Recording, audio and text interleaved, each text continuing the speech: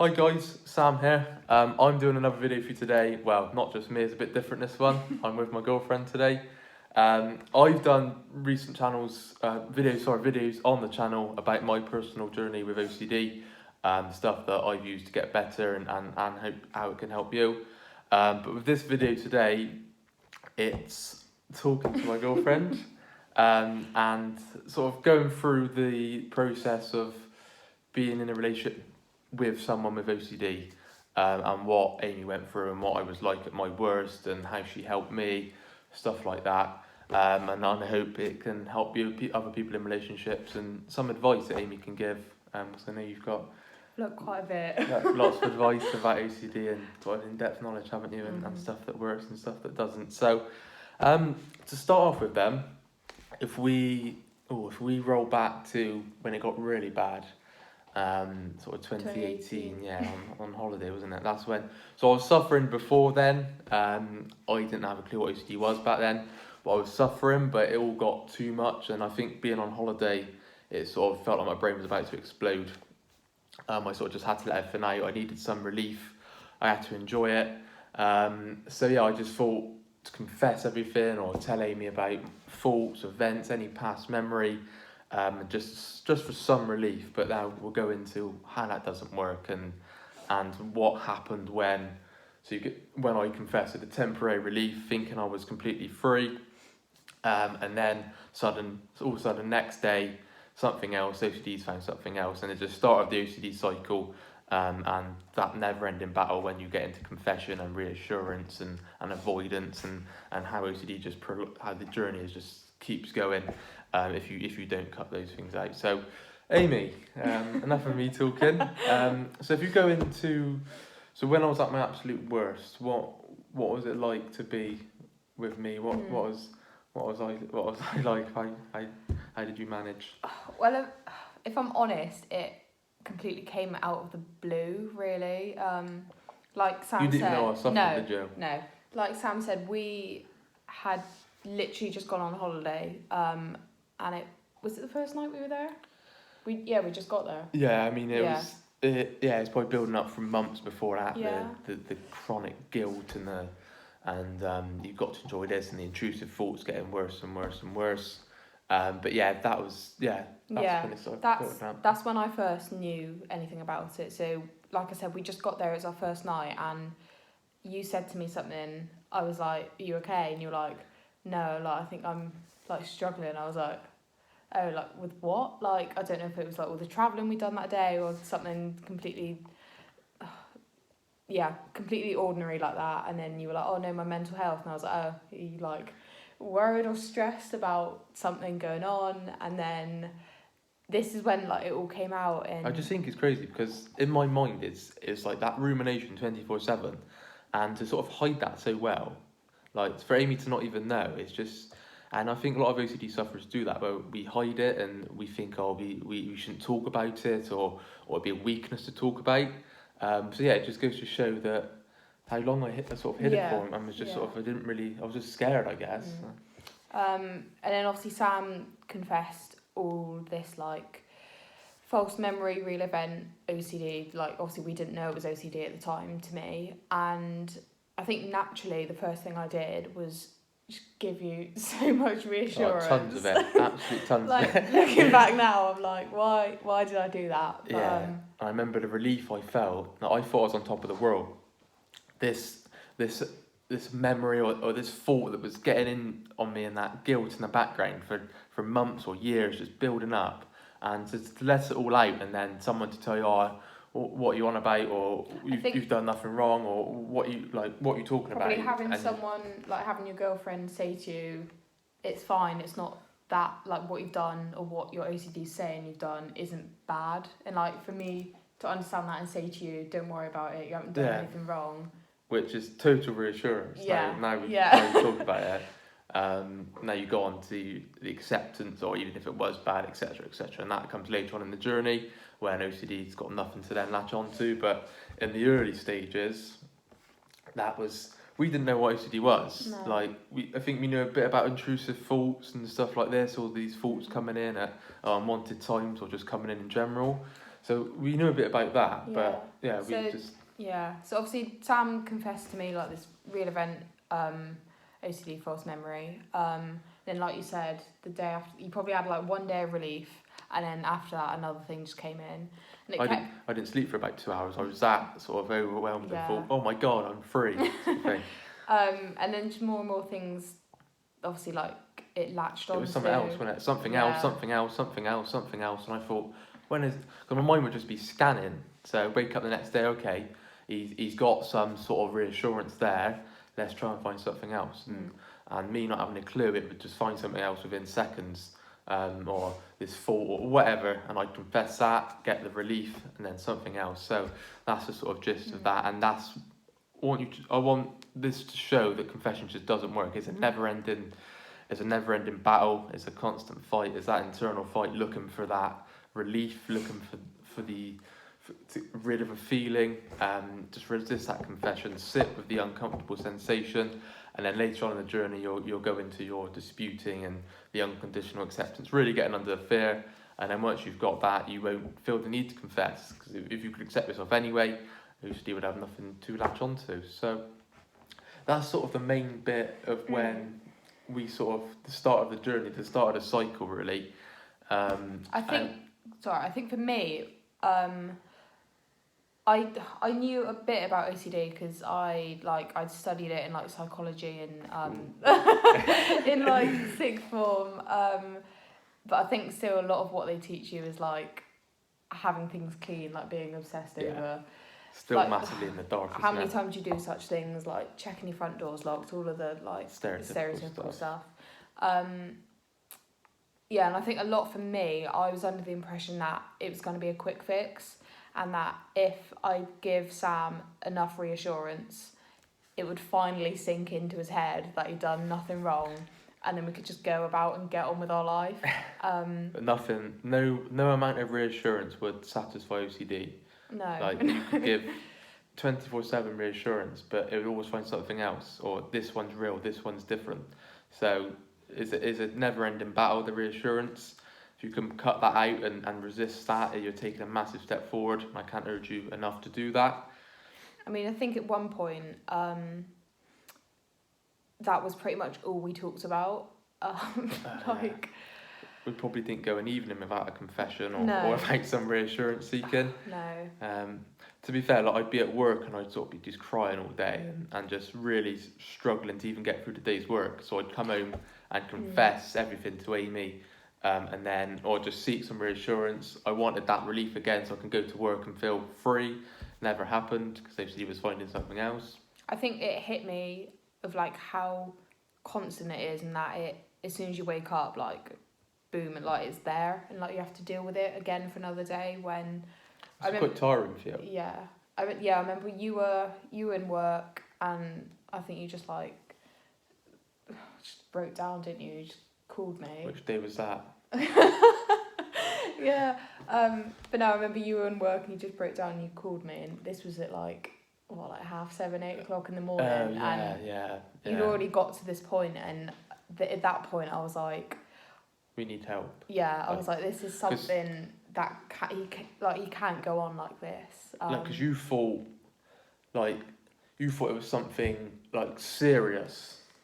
Serious, like where like a grieving or something. I was that sort of in that state where I could hardly function. I was just in tears, and I was due to go to work in about 10 minutes, and that was the point where I need help. But the weird thing that OCD would do, the next day I'd be completely fine. So it would convince me that, oh no, it's just a blip. You're fine. You don't need therapy. Like you cried it all out, and it's just you're fine. Constant, just the doubts and everything. Just that constant. Oh, you're okay, and then suddenly boom, and you're just feels like you're back to square one, with the suffering again. But that was late 2018, wasn't it? I think. But even before then, when we came back from holiday, I remember being really bad and not going an evening without reassurance or confession. And then I think at this point, we both kind of decided, we were like, right, we need to like do something about this. And obviously I'd try and help you as much as I could and guide you, but then again it was your own journey. But I think we both came to the decision like, oh, we need to try like some sort of therapy. Yeah, So because poor you, it was affecting you quite bad as well, wasn't it? Like, it's not nice for you to see someone you love in like hysterics and just in tears and yeah. you can see because no one else would know, would they? Like I wasn't going out sort of crying or like stuff, and I would go out and sort of put on an act and everything's alright. But then I get home and poor Amy sees me crying and me just being in an absolute state. So That's the thing. Like I would pick you up from being out all day, and like you'd see on like social media and like Snapchat and Instagram that you were having like a good day, but then when you got home, I'd get like the other half of you, and you literally would like get in and then just break down. And then for me, I didn't like tell anyone what Sam was going through because I think you didn't have a clue. I didn't really know what was going on. probably not at this point. We knew a bit about intrusive thoughts, didn't we? Yeah. But no, like I didn't tell anyone, and I wouldn't say it like affected me massively, but it definitely did have a knock-on effect. It's tiring. Must be very tiring looking back. And I almost felt bad because I was like, this is getting repetitive, and like I still feel bad for saying that now. But I was telling Sam like the same things every night. Thinking, when is it going to work? Like, yeah. When is this reassurance, or you've when is it finally going to sink into your head that you've done nothing wrong? You've done nothing wrong. You're not a bad person. All this reassurance given. When is that going to sink in your head, Sam? Like, but with OCD, it just never would. It never nothing would satisfy OCD. So it'd always be something else. This one's real. This one's different. So. I remember I used to wonder like how long it would take before you'd get to I think where you are now, and I was like, I don't know if that's going to be like a few weeks, a few months, like a year. And I remember like when you'd had like a few good days in a row, I said I thought it was a quick fix. I'd be like, right, you're on the road to recovery, you're nearly there, have a few more good days and that'll be it. Want some more reassurance? Go on then. There we go. Yeah, exactly. Yeah. That's the thing. We had good days, bad days, but the bad days were really bad, and the good days were just. I can't remember many good days. No. It was probably from the relief of some sort of confession or some sort of reassurance that I got that I class as a good day, which looking back now is very damaging towards the long-term recovery. I think you had a failure of ending. Say if you did make some sort of progress and you had you'd started to feel better over time, and then you'd have another bad day again, you'd have a fear of slipping back to where you were. Yeah. And you were like, I've taken 3 steps forward and now I've taken just 10 backwards. Is that constant chasing? Is that internal fight of you need to feel alright? You need I felt alright yesterday. Why am I not feeling alright today? Just that internal fight and that rumination and the compulsions you're given into, just chasing that feeling, or just chasing to not suffer, and it's just a never-ending fight. It's just you need to feel those sensations, feel those uncomfortable feelings, and work on your beliefs and your acceptance later on down the line, a few exposures and stuff like that. I remember before you went to Rob, you decided to go to CBT, didn't you? Enough's enough. I needed some help. Yeah, and this is probably started sort of 2019, wasn't it? Yeah, went to CBT, dragged me along. Yeah, but do you remember when I was on the phone call to you were Sam was getting me to write everything down on a piece of paper. Obviously, he was like, I must remember this. I must remember everything she says so that I can go back to it when I need reassurance. Yeah. And she, on the other end of the phone, was saying, no, it's fine. Well, I must have asked her about 100 times what do you think of me? She was like, no, it's fine, you just need some help, you haven't done anything bad. Yeah, she told me about 100 times that you've got OCD, which is great, but I know that, but then that's not going to satisfy OCD by just saying a fault's a fault. It's not going to get under it. Not with the POCD and the real event, the false memory, just doesn't get under with that guilt locked on and anything just getting stuck. That fault's a fault just doesn't help with me. It needs to go further with the acceptance and the disputing irrational beliefs. But yeah, so yeah, it was just been on the phone and make sure I'm writing everything down. Mm. And then when we actually finally booked a session to see someone a couple of months later, I took Amy with me because I wanted you to remember sort of every word I said, so I could So speak that I to could Amy like relay after. it back to you. Yeah, go.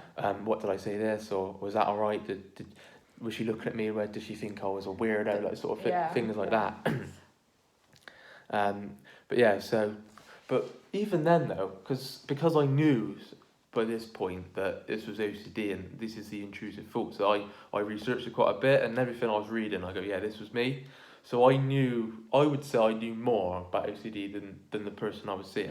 Oh, and the therapist. And some of the comments she made, one of the standout ones was, I think you were telling her about like your thoughts you were getting, Yeah. and her words literally were, "Oh, that's P, pure O. You don't want that." And yeah, like we'd come across it on the internet before, hadn't we? And we were like, "This is kind of like what's going on." She said, "Oh, you don't want that. You're doomed," sort of thing. And for an OCD sufferer to hear that, then where do you turn? And it's nothing against the therapist. Like, is OCD, the teaching of OCD or the understanding of OCD is completely in the dark. And it's coming out massively now with these sort of pages and these videos that we're doing.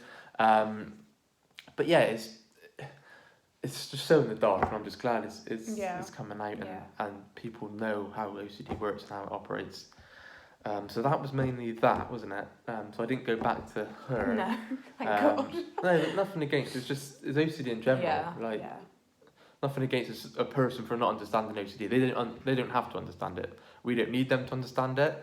But we're just highlighting how little understanding people can have, and why it's so crucial to get the right help with OCD and sort of specific OCD themes.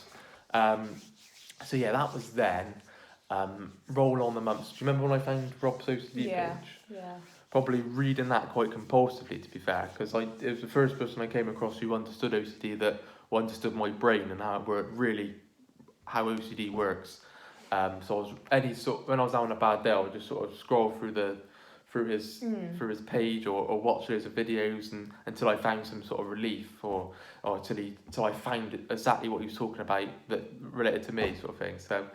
Remember that chase and when I first found Rob's page? Yeah, I remember you were constantly showing me like the posts on Instagram, and you were like, "This is definitely it. I've definitely got this. I found like my people." It's amazing though, because it's helped me massively. Yeah, of course. But then back then, I was just amazed. I was just over the moon to find someone and just to find it in writing that this is exactly what I'm going through, and it was a massive step for me. But back then, it was compulsive and I need to read this if I'm suffering, I've got to go through the page, stuff like that. So that soon cut out, but then it was just a really good realisation that to find a therapist or to find a page that really helped and understood OCD, I thought I was amazed by that. So when I first had sessions with Rob, do you remember when I first booked one? Yeah. I think we were sat in a pub and we having some food. And I thought, I was just so buzzing to start, because enough was enough, really. I was getting better just by understanding it, just by reading up on it. I was getting better. We had a second holiday. It was a lot better than the holiday before that, wasn't it? Yeah, because we was actually on holiday. The second holiday, I said I'm going to get some sessions with OCD recovery. I'm going to get some proper sessions and really get stuck in, because I was enjoying it then. But it was still, the bad days were really bad. And it was still lingering in the background, that guilt locked on, and just trying to just sort of distract myself, trying to find an escape. So yeah, it was still then, and it's not ideal if I went back to that, but it wouldn't be the end of the world. So anyway, come back from that second holiday, and I started sessions with Rob, and just bringing it along for the ride, and sort of going into more in depth of how OCD works and introducing me to the disputing and unconditional acceptance. What was that like, Ames, when I started to understand it more and putting in the work? What was that like? I'd say I saw the change quite quick. I think at this point you're having like weekly sessions, weren't you? Fortnightly, yeah. I saw the change quite quick, and it's tough because I don't think we quite do the suffering justice. It was real bad, wasn't it? It was every day. Yeah. If I wasn't if I went an evening without crying, It was like an achievement. it was almost like an almost, achievement. And poor you would be giving me the reassurance and Yeah. and the sort of, oh, you're fine, you've done nothing wrong, all that. Yeah. And that would sort of, you want to give me that to stop me crying, stop me suffering.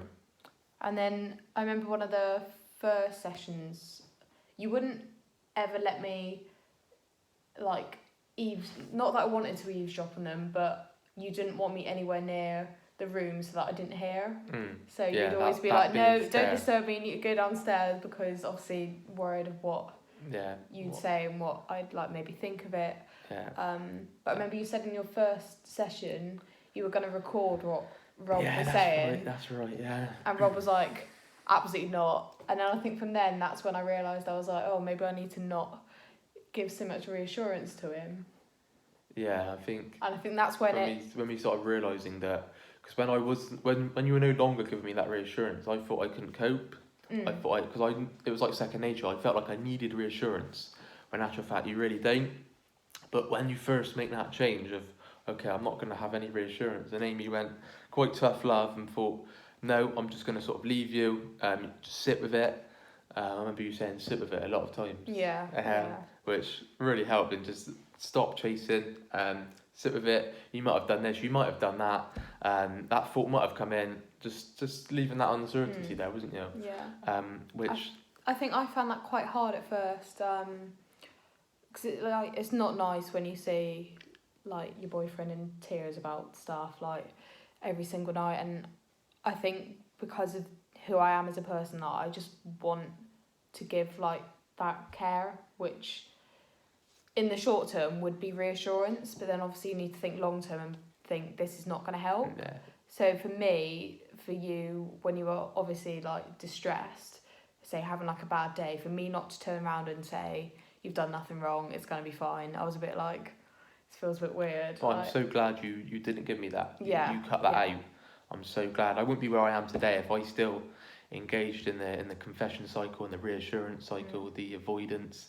I wouldn't be where I am today. And taking that first step, because it's so hard to cut that out.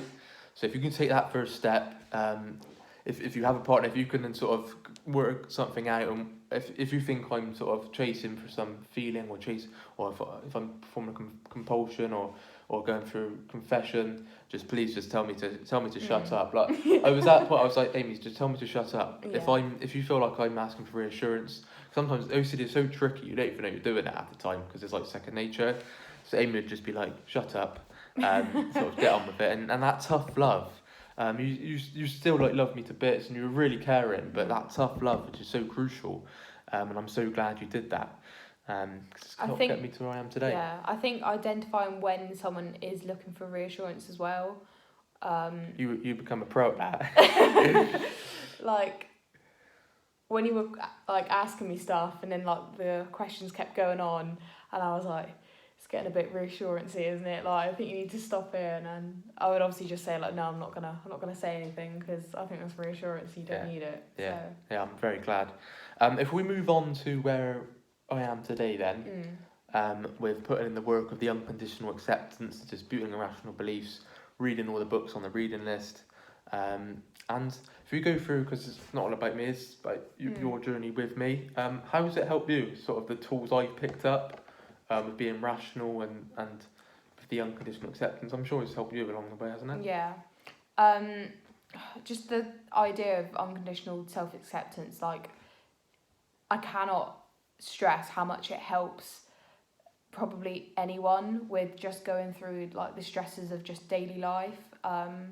Like Sam said at the start, I don't have OCD, but I've obviously struggled with like stresses in like exams when I was in school trying to get into uni, and you'd try and employ those techniques that you'd learn and pass them on to me, and say if I was stressing about an exam, you'd be like, you wouldn't write yourself off as a person if you so failed if you that failed exam. the exam, it doesn't have any reflection on you as a person. Like that if you're saying, oh, I'm always going to fail this exam because I failed once, or if I failed this exam, I'm a terrible person, I would never succeed. And just changing it, I was just giving you some advice of, okay, you might have failed this time, but it doesn't mean you'll always fail in the future. You can work to be or to be better in that Yeah, area, yeah. or you're just a human. You're a fallible human. You'll make mistakes, and just if I didn't have OCD, I wouldn't know anything about being rational. So I'm grateful Yeah. for OCD in a way. I And think we'd be, as a couple and also as individuals, completely different if you didn't have OCD and we Yeah. didn't go through what we'd had. yeah, so I know the suffering is really bad when you're going through it, but OCD has taught me it's sort of a blessing in disguise, really. When you get to the later stage, I completely understand the suffering at the time. It is really bad, but if you can get through that, which I urge you to do, and to dig deep, it's taught where I am today. It's taught me. It's taught Amy of seeing things in a different perspective, seeing things in a different light, not writing yourself off or not saying this is terrible, this is awful. So yeah, that's mainly how it's helped you, isn't it? I've read, is it the first book on the reading list? How to Suddenly, is that the first one? Yeah. Game changer. That one. Really good so book. I bought that myself. I gave that a read. I haven't read it as many times as you because I know you've gone back to it. I've only read it twice. Yeah. But the second time I really out, did the exercises and really got stuck in, and that's what has really helped me. That book is crucial, and I can't urge you enough to go stuck into that book. But someone here who hasn't even got OCD is reading the book and is helping them. It's just in life in general, isn't it? And I think if you can kind of change your life and say if you have got OCD, if you can make your recovery almost a way of life, and I think that's what you did, especially with with the past year we've had in lockdown, with having nothing else to do, it's like learning a language. Yeah, you need to put that time in, and it's not going to happen overnight. It's not a quick fix. I cannot believe how much effort you put into your recovery, and you still do it now. Like, you'll go off and you'll read your book, you'll do your disputing, won't you? I'll just leave you to it. But it's almost like making it your way of life. Yeah, but yeah, not chasing it, not disputing because you're suffering. Sit with that suffering. I mean, I haven't now. Now we're coming out of lockdown. I haven't disputed much. I'm sort of living my life, getting on with it. And if I go back, if I feel like I'm getting worse or suffering, so be it. I can always work on my thinking and what's causing that, because you're always in charge of your emotional response. We're so lucky to read a book and be able to sit down and write stuff down and really get under the beliefs. So we're lucky to be able to do that. So to have that tool is crucial for me as an OCD sufferer, and for you in general. So yeah. But yeah, making it a way of life, like Amy said, it's like learning a language. Look at it like that. It's not going to come overnight. There's no quick fix. It's a gradual process, up and down. God, tell me about it. Remember the times I thought I was recovered, and then boom, it would be. You're like, oh, I'm right back at the start, and. Yeah, but all part of the up and down process. Without that, I wouldn't have learned what needed work still, what I was still very irrational towards. So I'm very grateful for that and the suffering I've had. I'm sure I probably will suffer in the future. I know I can work on my beliefs and sort of speak to Rob, get some help.